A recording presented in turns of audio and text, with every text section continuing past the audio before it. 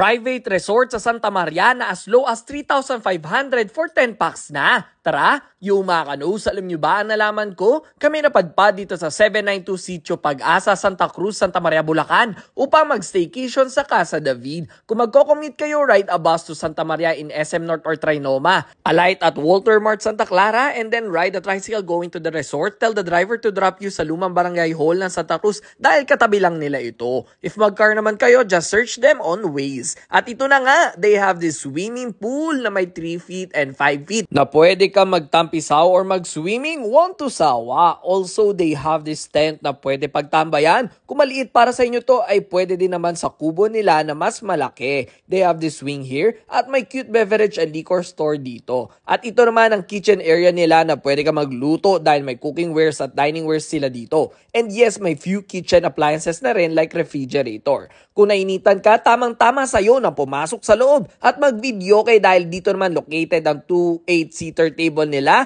na perfect for tambayan session. At ito naman ang 2 kwarto nila na may double size bed sa baba, loft type bed sa taas at may naka-ready na din na extra mattress sa perfect na ma-accommodate ang buong tropa dahil air condition din ito. They have free wifi at meron din naman silang parking area and they are pet friendly. For the rates, ilalagay ko na lang ito sa comment box section for your future reference. O ano pang hinihintay nyo? Tara na at mag-book sa Casa David sa Santa Maria, Bulacan. Let's go!